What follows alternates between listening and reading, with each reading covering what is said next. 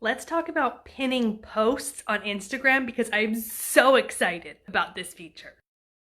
So you are going to tap on that three-dot button on any post, and when you do, you're going to choose Pin to your profile.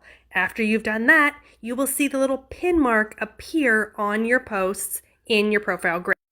Okay, so that's cool, right? But why would you want to pin posts? Well, here's the thing. You can do up to 3 pinned posts on your profile grid.